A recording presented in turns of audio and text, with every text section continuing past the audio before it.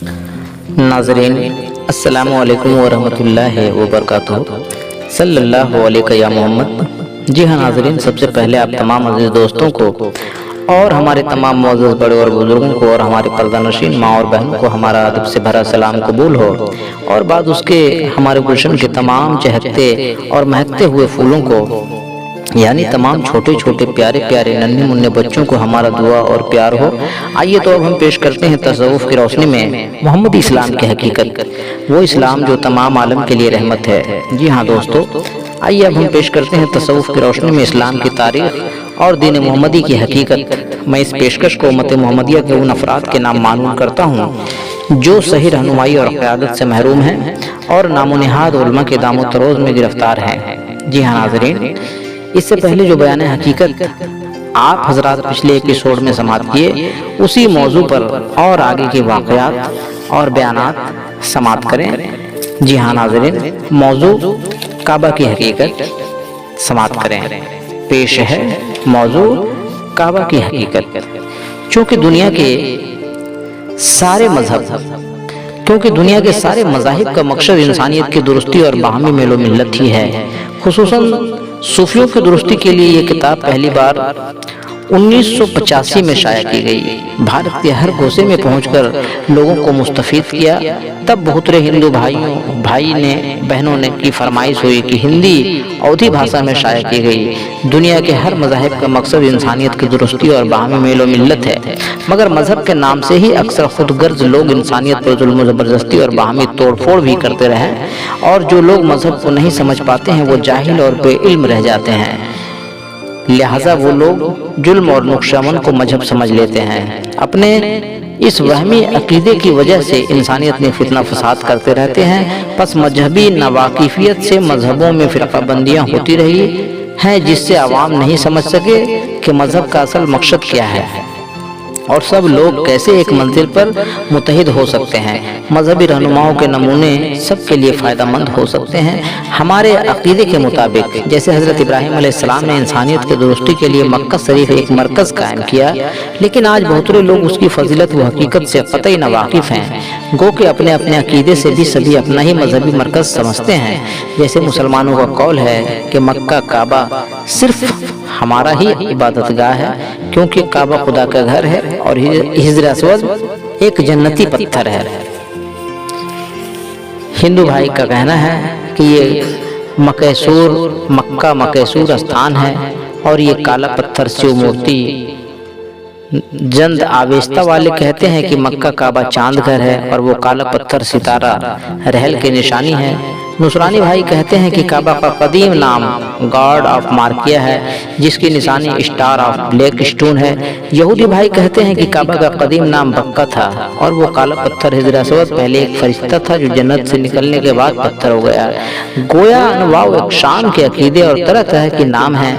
ये कुल नाम और अकीदे काबा ही के मुतल्लिक़ हैं। इसी तरह अक़वाम आलम के हर मज़ाहिब की अकीदतें हैं। चूँकि आजकल सऊदी ख़ानदान के एक मुस्लिम बादशाह काबा शरीफ के मुजाविर और हुक्मरां हैं, जिन्होंने ये नोटिस बोर्ड लगा दी है कि सिर्फ मुसलमान ही काबा मुक़द्दस की ज़ियारत कर सकते हैं। हरम काबा में गैर मुस्लिमों का दाखिला ममनू है। इस ममनू नोटिस से दुनिया के गैर कौमें एतराज़ भी करती है कि काबा सिर्फ मुसलमानों के ही मरकज़ नहीं है, बल्कि काबा सारी औलाद आदम का मजहबी मरकज़ है जो सारे आलम के लिए रफ़ाए आम होना चाहिए। बस मेरा ख्याल है कि गैर कौमों की ये एतराज़ गलत नहीं है, क्योंकि मुसलमान की मजहबी किताबों में ये लिखा हुआ है कि काबा सारी इंसानियत के दुरुस्ती का मरकज़ है और सारे इंसानों को दावत दी गई है। कुरान शरीफ में वो अल्फाज इस तरह नुमाया हैं, इन्ना अव्वल बैत वाज़ल लिन्नास लिल्लज़ी बिवक्ता मुबारकन व हुदा लिल आलमीन फ़ीहि आयातिन मिन बैनतिन मिन मुक़ामन इब्राहीम व मन दख़लहु का आमना। सूरा आल इमरान पारा 4। तर्जुमा तहक़ीक़ पहला घर में सारे इंसानों के लिए दावत है और सारे आलम के लिए हिदायत है। यहाँ खुली निशानियाँ मुक़ाम इब्राहीम ज़ाहिर हैं और यहाँ दाखिल होवे अमन व सलामती में रहे। कुरान शरीफ के इस पूरे दावत नामे से साबित होता है कि सऊदी बादशाहों ने हरम काबा में दाखिला की ममनू नोटिस लगाकर अमन व सलामती की आज़ादी का गला घोंट दिया। ऐसा हरगिज़ न होना चाहिए। इसलिए गैर मुस्लिम मुहक्किकीन अब ये लिखते हैं कि काबा सिर्फ मुसलमानों का नहीं गैर मुस्लिमों का भी है, और हर तरह के जवाज भी लिखते हैं और कई तरह तरह के सवाल भी करते हैं जिसका कोई जवाब नहीं दे पाते हैं। जैसे मुसलमानों का कहना है कि काबा खुदा का घर है, इसलिए सिर्फ मुसलमानों का है। गैर मुस्लिम फिर सवाल करते हैं जबकि इस्लाम धर्म में खुदा लामका है, फिर काबा खुदा का घर कैसे कहा जा सकता है। और मुसलमान खुद भी कहते हैं कि काबा में 360 बुत रखे थे।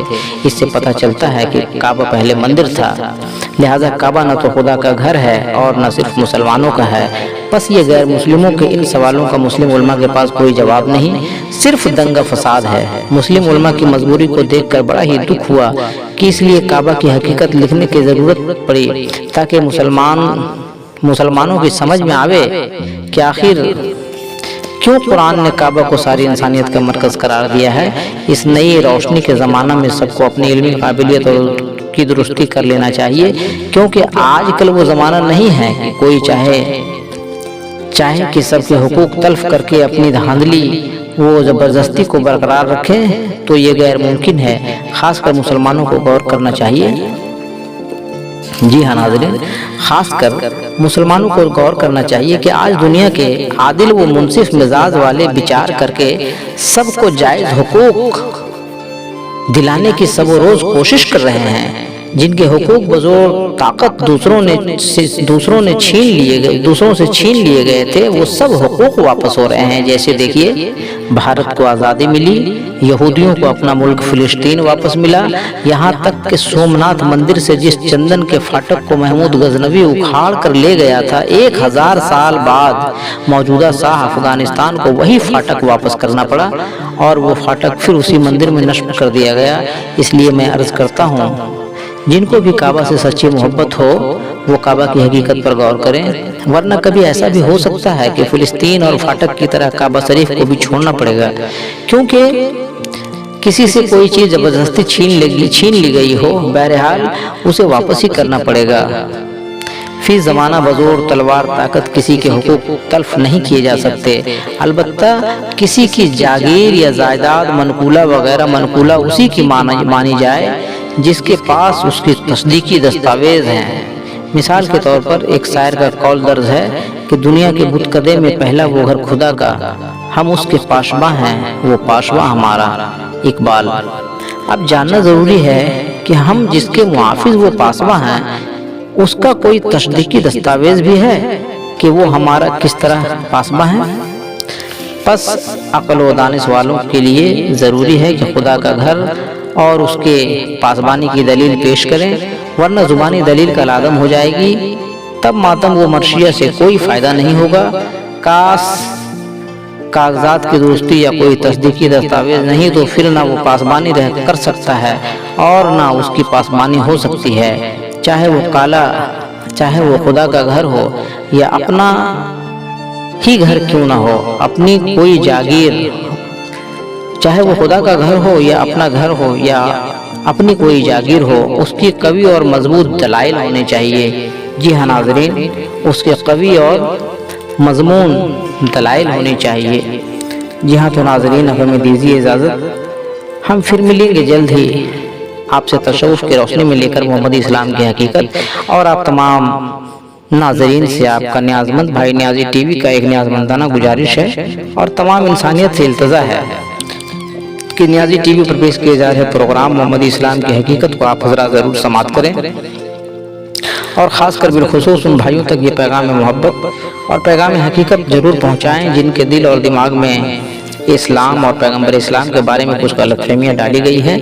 क्योंकि मोहम्मदी इस्लाम सिर्फ मुसलमानों के लिए नहीं बल्कि तमाम आलम के लिए रहमत है, यानी पूरी कायनात पूरी इंसानियत के लिए रहमत है। इसलिए हम तशव्वुफ़ की रोशनी में मोहम्मदी इस्लाम पेश कर रहे हैं। हमारा मकसद और मंशा सिर्फ ये है कि मोहम्मदी रोशनी से ज़माना रोशन हो जाए, हक़ और बातिल को ज़माना जान ले और हमारे आका व मौला की तौहीन न की जाए, उनकी शान अक़दस में गुस्ताखी न की जाए। जी हाँ नाज़रीन, सबसे पहले अगर आप हुसैनियत और मोहम्मदियत को पसंद करते हैं तो आप हमारे इस मोहम्मदी पैगाम को تمام انسانیت میں زیادہ سے زیادہ شیئر کریں اور ہمارا حوصلہ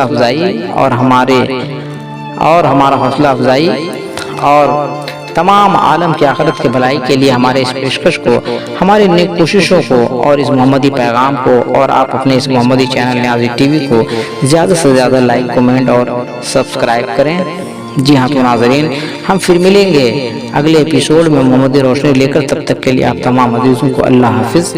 صلی اللہ علیہ یا محمد۔